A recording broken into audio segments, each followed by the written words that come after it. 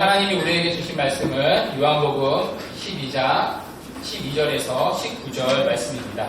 요한복음 12장 12절에서 19절 말씀인데요. 오늘은 한 목소리로 합독하도록 하겠습니다. 요한복음 12장 12절에서 19절 함께 읽겠습니다. 시작. 그 이튿날에는 명절에 온 무리가 예수께서 예루살렘으로 오신다는 것을 듣고 종려나무 가지를 가지고 만지러 나가 외치되 호산나 찬송하리로라 주의 이름으로 오시느니 곧 이스라엘의 왕이시여 하더라. 예수는 한 어린 나귀를 보고 하시니 이는 기록된 바 시온 따라 뛰어가지 말라. 보라 너의 왕이 나귀 새끼를 타고 오신다 함과 같더라. 제자들은 처음에 이 일을 깨닫지 못하였다가 예수께서 영광을 얻으신 후에야 이것이 예수께 대하여 기록된 것인가 사람들이 예수께 이같이 한 것임이 생각났더라. 야사로를 무덤에서 불러내어 죽은 자 가운데서 살리실 때 함께 있던 무리가 증언한지라. 이에 우리가 예수를 맞음은 이 표적 행하심을 들었으리라. 바리새인들이 서로 말하되 볼지어다 너희 하는 일이 쓸데없다. 보라 온 세상의 일을 따르는도다 하니라. 오늘은 나귀를 타신 예수님이라는 제목으로 하나님 말씀 증거하도록 하겠습니다. 지난 시간 우리는 마리아가 예수님께 향유를 부은 사건을 살펴보았습니다. 자, 이 일은 예수님의 죽으심을 준비했던 일이었습니다. 자, 그런데 이 일이 언제 일어났었죠? 6월절 엿새 전에 일어났습니다.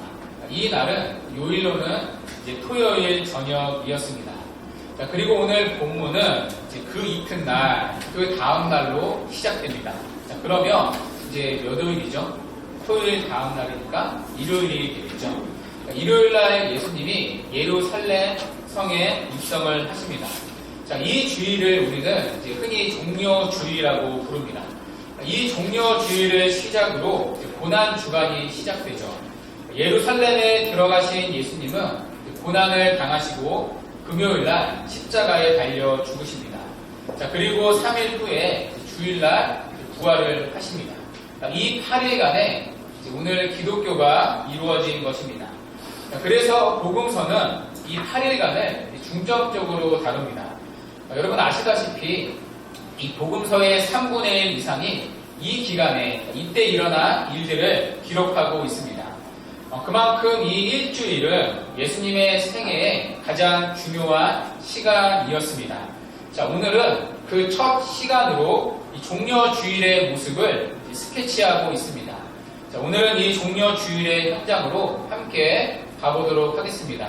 자, 본문 12절인데요. 읽었지만 다시 한번 읽도록 하겠습니다. 시작. 그날에는 명절에 온 무리가 예수께서 예루살렘으로 오신다는 것을 듣고 아멘. 자, 먼저 요한은 종려주일을 맞이하는 예루살렘의 분위기를 전하고 있습니다. 12절에 보면 큰 무리라는 표현이 있는데요. 아마 예루살렘 현장은 사람들로 붐볐던 것 같습니다. 왜냐하면 유대인의 가장 큰 명절인 6월절이 코앞에 다가왔기 때문입니다. 아시다시피 이스라엘의 20세 이상 된 모든 성인 남자들은 6월절을 지켜야 했습니다. 이 6월절을 지키기 위해 온 이스라엘 전역에서 사람들이 예루살렘으로 모였을 것입니다. 아마 예루살렘은 인산 이래를 이루었을 것입니다. 학자마다 좀 차이가 있는데요. 아마 한 100만 명 정도 이상은 모였을 거라 말합니다. 자, 그런데 이때 이들에게 한 가지 소식이 들립니다. 예수님께서 지금 예루살렘으로 오신다는 소문이었습니다. 자, 여러분 그 예수가 누구입니까?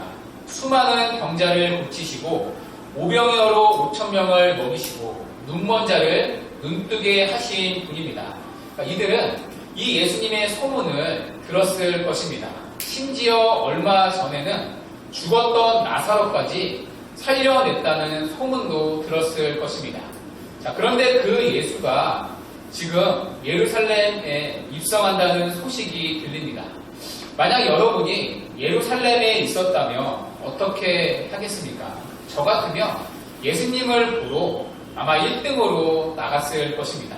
너무나 궁금하지 않겠습니까? 오늘 예루살렘에 모인 큰 무리들도 그랬던 것 같습니다. 예수님을 맞이하러 앞다투어 나갑니다. 그 모습을 본문 13절은 이렇게 전합니다. 13절 함께 읽겠습니다. 시작. 가지를 가지고 맞으러 나가 부딪히되 호산나 찬송하리로다. 주의 이름으로 오시느니 곧 이스라엘의 왕이시여 하더라. 네. 자, 큰 무리들이 예수님을 맞이하러 나갑니다. 자, 그런데 여기서 우리가 주의 깊게 살펴봐야 할 단어가 하나 있습니다. 자, 오늘 이들이 무엇을 흔들며 예수님을 맞이하죠? 종려나무 가지를 흔들며 맞이합니다. 그러니까 종려나무는요, 복음서들 중에 오직 요한복음에만 나옵니다. 그러니까 다른 복음서, 마태, 마가, 누가 복음에는요, 이 종려나무를 언급하지 않습니다. 그러니까 오직 요한만 이곳에 기록하고 있습니다. 이 종려나무는요, 대추 야자나무라는 하나의 종류입니다. 자, 그런데 이 종려나무는 사실 오늘 6월절과는 관계가 없습니다. 종려나무 가지는요, 초막절에 흔들었던 가지입니다. 자, 레위기 23장 40절에 이렇게 말씀하는데요. 우리 함께 읽어볼까요? 시작.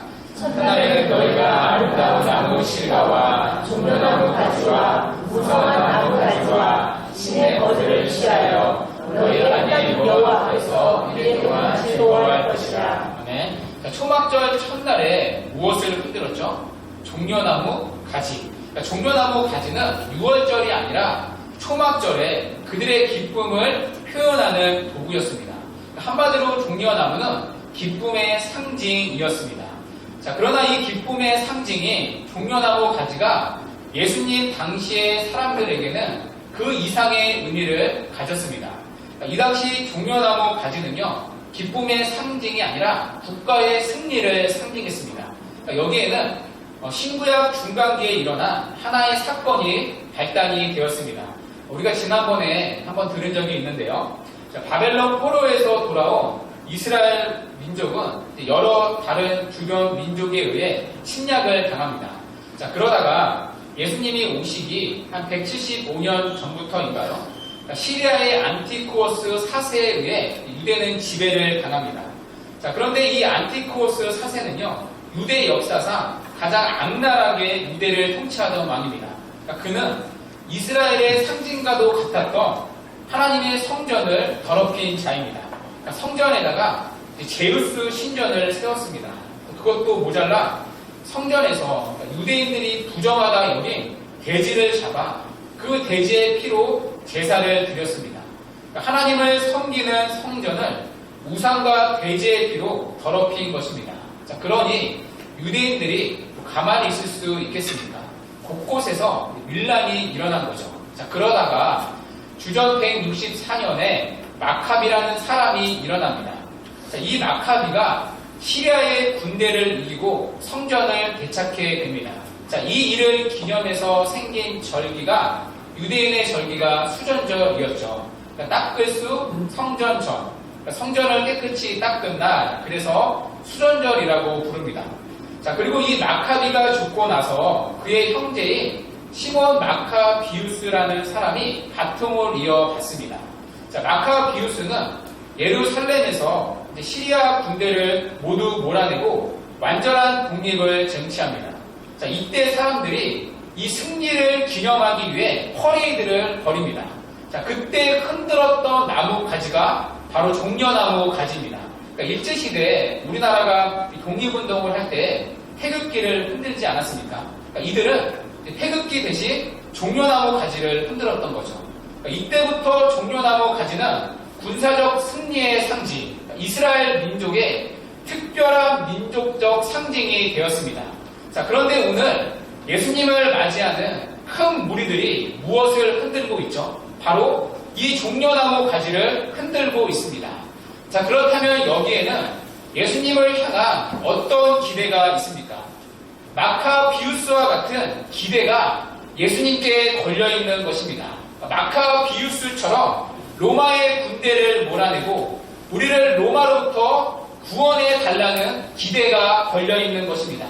그 구원의 감격을 다시 회복시켜 달라는 기대입니다. 그러니까 지금 이들은 예수님을 마카비우스와 같은 군사적, 정치적 메시아로 기대하는 것입니다. 자, 그들의 이런 기대는요, 그들의 말에도 나타나고 있습니다. 자, 오늘 이들은 종려나무 가지를 흔들며 예수님을 향해 찬양하고 있습니다. 자, 그런데 그 찬양의 가사가 무엇이죠? 자, 보시면 호산나 찬송하리로다 주의 이름으로 오시는 이 곧 이스라엘의 왕이시요. 그러니까 호산나는요, 지금 구원하소서라는 뜻입니다. 그런데 지금 이들에게 이 구원은 어디로부터의 구원이죠? 죄로부터의 구원이 아니라 로마로부터의 구원입니다. 그러니까 정치적이고 경제적인 구원을 구하는 것입니다. 자, 그래서 이들은 예수님을 이스라엘의 왕으로 찬양하고 있습니다. 그러니까 구약의 다윗왕과 같이 이스라엘의 황금기를 회복할 이스라엘의 왕으로 고백하는 것입니다. 그래서 그들은 오늘 종려나무 가지를 흔들었던 것입니다. 이제는 우리에게 승리가 왔다는 것입니다. 이제는 마카비우스와 같이 우리를 로마로부터 독립시켜줄 그 왕이 왔다는 것입니다. 구약에 찬란했던 다윗의 영광, 솔로몬의 영광을 회복할 그 날이 도래했다는 것입니다. 이제는 누구도 더 이상 범접할 수 없는 강력한 이스라엘 나라를 세울 수 있는 그 왕이, 그 메시아가, 우리가 꿈꾸던 그 자가 드디어 우리에게 왔다는 것입니다. 만약 이들의 입장에서 예수님이 왕이 되신다면 사실 아무것도 걱정할 필요가 없습니다. 자, 그분은 오병이어로 5,000명을 먹이신 분입니다. 그렇다면 더 이상 가난이 되풀이될 필요가 없습니다. 그분은 죽은 자도 살리신 분입니다. 그렇다면 질병도 걱정할 필요가 없습니다. 그러니까 그분이 왕이 되신다면 그들이 꿈꿨던 그들의 모든 필요가 채워질 수 있습니다. 이런 기대가 그들의 가슴을 부풀게 했던 것입니다. 자, 그래서 그들은 전부가 하나가 되어 오늘 예수님을 호산나 외쳤던 것입니다. 자, 그러나 예수님은 그들이 찾던 정치적이고 경제적인 메시아가 아니었습니다. 자신들의 필요와 뜻을 이뤄줄 메시아가 아니었습니다. 자, 그래서 예수님은 그들의 기대와 전혀 다른 모습으로 오십니다. 여러분, 어떤 모습이죠? 본문 14절을 보십시오. 자, 예수님이 뭘 타고 예루살렘 성에 들어오시죠? 나귀를 타고 예루살렘에 들어오십니다. 자, 그것도 어린 나귀 새끼를 타고 들어오십니다. 만약 예수님이 이들의 기대를 만족시킨다면 예수님은 군말을 타고 오셨어야 했습니다. 예수님은 말을 타고 개선 장군처럼 당당한 모습으로 오시는 게 맞습니다. 왜냐하면 말은 그 당시 힘과 무력과 권력의 상징이었기 때문입니다. 한 예로 로마의 티투스 장군은 황제로 취임할 때 4마리의 군마가 이끄는 마차를 타고 성에 들어갔다고 합니다. 그러니까 화려하고 거대한 행렬을 통해 자신의 위상을 보여준 것입니다. 자, 그렇다면 만왕의 왕이신 예수님이시라면 4마리의 군마가 아니라 8마리의 군마도 부족했을 것입니다. 자, 그러나 예수님은 나귀를 타고 들어가고 계십니다. 더군다나 이스라엘의 나귀는요, 비교적 몸집이 작다고 합니다. 그러니까 어른이 나귀를 탈 때에는 자기 무릎을 굽히지 않으며 이제 발이 땅에 끌릴 만큼 나귀가 작다고 합니다. 자, 그런데 예수님은 그것도 나귀 새끼를 타고 계십니다. 자, 그러면 얼마나 지금 예수님의 모습이 어정쩡해 보였겠습니까? 아마 굉장히 우스꽝스럽게 보였을 것입니다. 자, 그런데도 예수님은 왜 하필 나귀를 타셔야 했습니까? 자, 본문 15절에서 그 이유를 밝히고 있습니다. 우리 본문 15절인데요. 함께 읽겠습니다. 시작. 이는 기록된 바 시험 따라 두려워하지 말라. 보라 너의 왕이 나귀 새끼를 타고 오신다. 그와 같더라. 아멘. 자, 여기 기록된 바는요, 구약에 이미 예언된 기록이 있다는 것입니다. 자, 구약 어디에 이 예루살렘 입성의 장면이 예언되어 있죠? 스가랴서 9장 9절 말씀인데요. 우리 함께 읽겠습니다. 시작. 시온에 따라 크게 기뻐하시오다. 예루살렘에 따라 즐거이 부를지어다. 보라 내 왕이 내게 임하시나니 그는 공의로우시며 구원을 베푸시며 겸손하여서 나귀를 타시나니 나귀의 작은 것 곧 나귀의 새끼니라. 아멘. 자, 스가랴 선지자는요 예루살렘에 입성하는 이 예수님을 예언하고 있습니다. 자, 그런데 뭘 타고 예루살렘에 들어가시죠? 나귀의 작은 것 곧 나귀의 새끼라.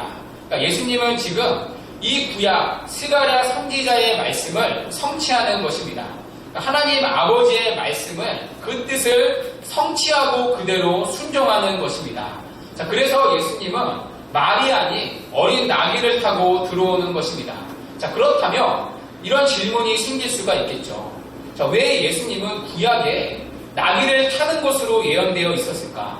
여러분, 구약에 나귀가 아니라 말을 타는 것으로 예언해도 되지 않습니까? 자, 그러면 왕의 입성처럼 정말 화려한 입성이 되지 않습니까? 자, 그런데 왜 말이 아닌 나귀를 타는 것으로 예언되어 있습니까? 아시나요? 이것은 모세의 율법 조항과 관련되어 있습니다. 자, 신명기 17장 16절 말씀인데요. 우리 함께 읽도록 하겠습니다. 시작. 그는 병마를 많이 들지 말 것이요 병마를 많이 얻으려고 그 백성을 내부로 돌아가게 하지 말 것이니. 아멘. 여기까지만. 자, 하나님이 이제 이스라엘 왕을 세우시죠. 자, 이스라엘 왕을 세우실 때 한 가지 조건을 다십니다. 무엇이죠? 많은 말을 두지 말라는 것입니다.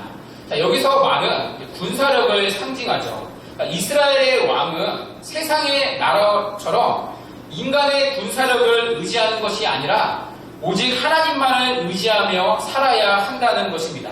자, 하지만 이스라엘 역사에서 여러분 이 말씀이 그대로 지켜졌나요? 아니죠. 솔로몬을 비롯한 수많은 이스라엘의 왕들은 많은 말을 탔습니다. 자, 그들은 자신들의 군사력을 의지했던 것입니다. 자, 그로 인해 이스라엘의 나라는 결국 패망하게 되었습니다. 자, 그러나 오늘 왕의 왕이신 예수님은 오늘 말이 아니라 나귀를 타고 입성을 하십니다. 그러므로 주님이 이스라엘의 왕으로서 나귀를 타신 것은 하나님의 말씀에 대한 온전한 순종을 보여주는 것입니다. 자신의 백성을 위해 율법의 모든 뜻을, 율법의 의를 이루시는 것을 보여주는 것입니다.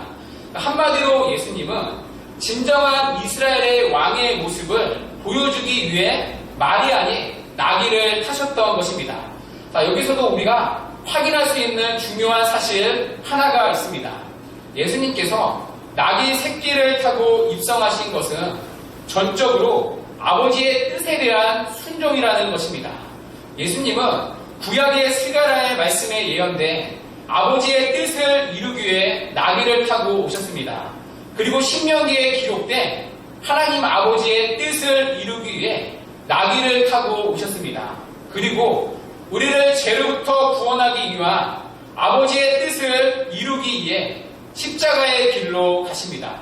이것이 바로 영광의 왕인 예수님이 힘찬 말들이 이끄는 황금 병거가 아닌 나귀 새끼를 타고 들어오신 이유입니다. 자, 오늘 본문은 우리에게 두 개의 그림을 대조해서 보여주는 것입니다. 자신들의 뜻과 자신들의 필요를 채우기 위해 하나님을 찾는 큰 무리입니다. 자, 반대로 아버지의 뜻을 따르는 예수님의 모습입니다. 자신들의 뜻을 구하는 자들과 아버지의 뜻을 따르는 예수님, 이 두 개의 그림이 대조되고 있습니다. 여러분, 다시 오늘 본문의 큰 무리들을 보십시오. 이들은 지금 하나님 아버지의 뜻에는 관심이 전혀 없습니다. 그들은 지금 예수님께서 하시는 일에 대한 관심은 없습니다. 그들이 지금 예수님을 환영하는 이유는 단 하나입니다. 그들이 원하는 것이 이루어지기를 구하는 외침이었던 것입니다. 자, 그래서 오늘 예루살렘으로 입성하는 오늘 주님의 입성은 결코 화려한 기쁨의 입성이 아닙니다. 겉으로 보면 예루살렘에 들어가시는 예수님의 입성은 이스라엘의 왕의 화려한 입성처럼 보입니다. 여러분 상상을 해보십시오. 지금 수많은 군중들이 하나가 되어 예수님을 열렬히 환영하고 있습니다. 엄청난 인파가, 그것도 100만 명이 넘는 사람들이 하나가 되어 호산나를 외치고 있습니다. 예수님을 이스라엘의 왕으로 메시아로 찬양하고 있습니다. 예수님을 향한 이 찬양과 환영으로 온 도시가 지금 흔들리고 있습니다. 그러나 예수님은 우리가 알다시피 지금 6월절 어린 양으로서 죽으시기 위해 예루살렘으로 들어오고 계시는 것입니다. 자, 그래서 어떤 성경학자는요, 예수님께서 오늘 입성을 할 때 예수님과 함께 예루살렘으로 들어오는 수많은 양떼들이 예수님과 함께 했을 거라고 썼습니다. 여러분, 이것은 매우 그럴듯한 이야기입니다. 실제로 6월절을 앞에 두고 수많은 어린 양들이 죽기 위해 때를 지어 예루살렘으로 들어왔기 때문입니다. 사실 예수님이야말로 6월절 어린 양이시기 때문에 이 두 그림이 오버랩 되는 것은 매우 회화적이라고 할 수 있습니다. 자, 그러나 안타까운 사실은 지난주에 살펴본 마리아만이 오직 주님의 이 메시아 사역을 감지하고 있었다는 것입니다. 심지어 오늘 함께한 제자들에게도 이 일은 숨겨져 있었습니다. 여러분, 오늘 본문 16절을 보십시오. 제자들도 이 일을 깨닫지 못했다고 말합니다. 예수님이 예루살렘 입성하는 그 의미와 나귀를 타신 의미, 그러니까 예수님의 죽으심을 온전히 깨닫지 못했다는 것입니다. 그들도 여전히 자신들의 필요와 뜻을 위해 예수님과 함께했던 것 뿐입니다. 그래서 곧 있으면 죽으실 예수님을 앞에 두고 누가복음에 보면 서로 누가 크냐, 누가 한 자리를 차지하느냐, 이 싸움을 했던 것입니다. 결국 다른 복음서를 보면요, 예수님은 예루살렘 성 가까이에서 우셨다고 말합니다. 누가복음 19장 41절은 이렇게 말하는데요. 예수께서 가까이 오사 성을 보시고 우시며, 왜냐하면 주님은 이들의 외침의 잘못된 의도와 목적을 아셨기 때문입니다.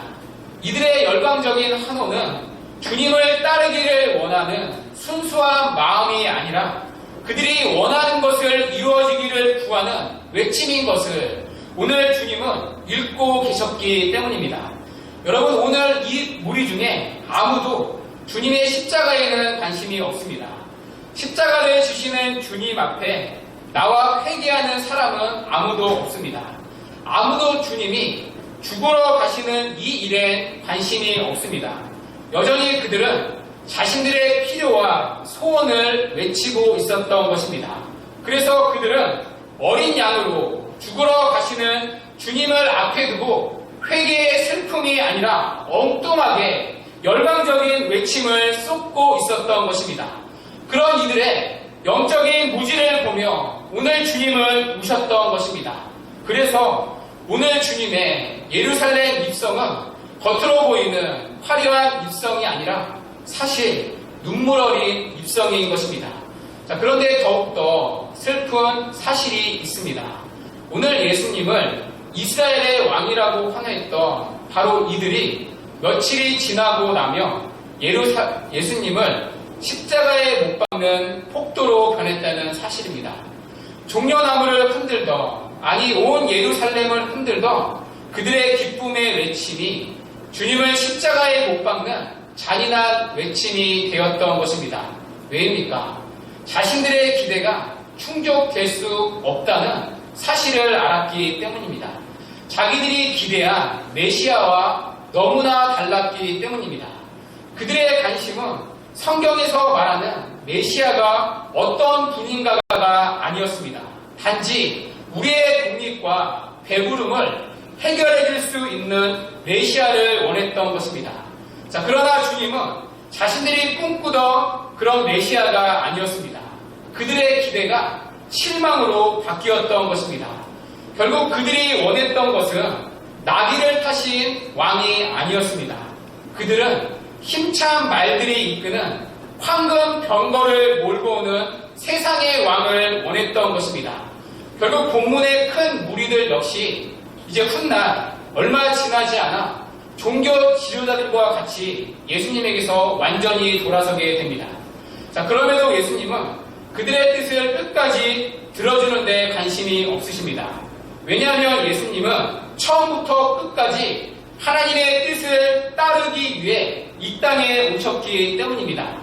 그래서 오늘 주님은 나귀를 타고 예루살렘 성에 입성하셨던 것입니다.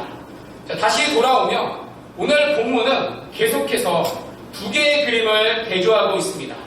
자신의 뜻을 이루기 위해 하나님을 찾는 큰 무리입니다. 반대로 아버지의 뜻을 따르는 예수님의 모습입니다. 여러분, 결국 오늘 본문이 우리에게 드러내는 신앙의 참된 모습은 무엇입니까? 아버지의 뜻을 전적으로 따르는 삶이라는 것입니다. 그래서 예수님은 바로 뒤에 26절에서 이렇게 말씀을 하십니다. 요한복음 12장 26절인데요. 우리 함께 읽도록 하겠습니다. 시작. 사람이 나를 섬기려면 나를 따르라. 나 있는 곳에 나를 섬기는 자도 거기 있으리니 사람이 나를 섬기면 내 아버지께서 그를 귀히 여기시리라. 아멘. 자, 예수님이 장차 있을 곳에 함께 있을 수 있는 자가 누구입니까? 간단하죠. 간명합니다. 나를 따르는 자라고 말합니다. 여러분, 신앙은 아시다시피 예수님을 따르는 것입니다. 하나님 그분을 전적으로 따르는 것입니다. 그리고 그분의 말씀을 전적으로 따르는 것입니다. 그래서 요한계시록 14장 4절에 보면 구원받은 성도를 한마디로 이렇게 정리합니다. 어린 양이 어디로 인도하든지 따라가는 자며, 그러니까 어디로 인도하든지 따라가는 자, 이것이 바로 구원받은 성도의 참된 모습, 참된 정의라는 것입니다. 자, 그런데 여러분, 오늘 본문을 보십시오. 오늘 큰 무리들은 예수님을 환영하고 있습니다. 누구보다 열정을 다해 예수님을 찬양하고 있습니다. 누구보다 온 마음과 열심을 다해 예수님을 떠들썩하게 예배하고 있습니다. 그러나 이들에게 붙지 않는 단어 하나가 있습니다. 무엇이죠? 예수님을 따르다입니다. 따른다는 단어가 이들에게 좀처럼 붙지 않고 있습니다. 대신에 무엇이 붙고 있죠? 본문 13절에 이렇게 말합니다. 종려나무 가지를 가지고 맞으러 나가. 18절에 이렇게 말합니다. 이에 무리가 예수를 맞으면, 자, 하나같이 이들에게 어떤 단어가 붙고 있죠? 맞아라는 단어가 붙습니다. 자, 이들은 예수님을 맞이는 했습니다. 자, 그러나 이들은 예수님을 따르지는 않았다는 것입니다. 주 안에 사랑하는 여러분, 우리도 이 시간 예수님을 맞이하러 나왔습니다. 그러니 예배의 자리에 있는 거겠죠. 예수님을 맞이하기 위해 예배의 자리에 나왔을 것입니다. 그러나 우리가 이 시간 물어야 할 질문은 이것입니다. 여러분은 그 예수님을 따르고 있습니까? 여러분의 삶의 구체적인 정황과 여러분의 삶의 모든 자리에서 예수님의 말씀을 전적으로 따르고 있습니까? 여러분, 우리가 믿는 예수님은 나귀를 타신 왕이십니다. 그분의 기쁨은 자신의 뜻과 필요를 이루는 데 있지 않습니다. 그분의 기쁨은 온전히 아버지의 뜻을 이루는 데 있습니다. 그분의 나라는 세상의 나라가 아니었습니다. 그분의 영광은 흔히 말하는 세상의 영광도 아니었습니다. 그래서 주님은 말이 아니라 나귀를 타고 오신 왕이십니다. 그리고 그분은 아버지의 뜻대로 십자가를 지신 왕 중의 왕이십니다. 그 나귀를 타신 주님이 오늘 우리에게도 동일하게 말씀을 하십니다. 사람이 나를 섬기려며 나를 따르라. 아무든지 나를 따라오거든 자기를 부인하고 자기의 십자가를 지고 나를 쫓을 것이라. 자, 그렇다면 여러분은 주님을 따르고 있습니까? 아니면 주님을 맞이하고 있습니까? 여러분이 구하는 주님은 어떠한 왕이십니까? 나귀를 타신 왕이십니까? 아니면 말을 타고 오시는 세상 나라의 왕이십니까? 우리는 그리스도를 왕이라고 부르지만 여전히 자신의 뜻과 필요를 가지고 주님께 나오지는 않습니까? 우리는 그리스도를 왕이라고 부르지만 여전히 세상의 영광과 세상의 나라를 구하고 있지는 않습니까? 여러분이 그토록 오늘 주님을 찾는 이유는 무엇입니까? 아버지의 뜻을 이루기 위해서입니까? 아니면 자신의 뜻을 이루기 위해서입니까? 여러분이 그토록 기도하는 이유가 자신을 부인하지 못해서 하나님 앞에 흘리는 거룩한 슬픔의 눈물입니까? 아니면 자신의 뜻이 관철되지 못해서 외치는 오늘 군중들의 또 하나의 외침에 불과합니까? 우리는 주님을 맞이하고 있습니까? 아니면 주님을 따르고 있습니까? 오늘 예수님은 나귀를 타고 오셨습니다. 그러나 이것이 끝이 아닙니다. 요한계시록은 분명하게 주님이 오실 두 번째 모습을, 다시 오실 주님의 모습을 이렇게 보여줍니다. 자, 요한계시록 19장 11절 말씀인데요. 우리 다 같이 한번 읽도록 하겠습니다. 시작. 또 내가 하늘이 열린 것을 보니 보라 백마와 그것을 탄 자가 있으니 그 이름은 충신과 진실이다. 그가 공의로 심판하며 싸우더라. 아멘. 나귀를 타고 오셨던 예수님은 재림 때 무엇을 타고 오시죠? 백마를 타고 오십니다. 전에는 기어와 수치를 입고 오셨지만 장차 오실 그분은 권능과 위엄의 옷을 입고 오실 것입니다. 전에는 머리 들 곳조차 없으셨던 분이시지만 장차 영광의 보좌에 앉아 영원히 다스리실 것입니다. 우리 같은 악한 죄인들에 의해 십자가에 죽으셨지만 장차 오실 주님은 그 죄인들을 반드시 심판하실 것입니다. 그리고 당신을 따르는 자들에게 영원한 상급으로 갚아주실 것입니다. 처음에 나귀를 타고 오신 주님은 다시 오실 그날에 영광과 영예로 왕관을 쓰고 백마를 타고 오실 것입니다. 그렇다면 백마를 타고 오실 예수님을 영접할 수 있는 자는 누구입니까? 오늘 나귀를 타고 오신 예수님을 기쁨으로 따르는 자입니다. 그분을 단순히 맞이하는 자가 아닌 그분을 전적으로 따르는 자입니다. 그리고 그분의 말씀을 따르는 자입니다. 어린 양이신 그분이 어디로 우리를 인도하든 그분의 말씀을 전적으로 따르는 자입니다. 오직 십자가의 예수를 따르는 자만이 장차 오실 백마탄 예수님을 맞이할 수 있다는 것입니다. 만약 오늘 여러분이 십자가의 예수를 따르지 않는다면 마지막 날 여러분은 백마를 타고 오시는 이 왕의 영접을 받을 수 없을 것입니다. 오직 그리스도 예수를 따르는 제자들을 영접하기 위해 주님은 어느 날 백마를 타신 왕으로 우리 곁에 오실 것입니다. 주 안에 사랑하는 여러분, 우리가 이 땅에서 예수를 따라가는 길은 고난일 수 있습니다. 사실 주님이 함께 하신다 하지만 우리의 신앙의 여정이 결코 만만치 않습니다. 때로는 우리의 기대와 소망이 이루어지는 것과는 전혀 다른 방향으로 우리의 인생이 흐를 때가 참 많이 있습니다. 여러분 살면서 예수를 믿는다 하지만 우리가 우리의 뜻대로 되는 것이 얼마나 있습니까? 내가 계획하고 원하는 삶을 살아가는 사람이 얼마나 있습니까?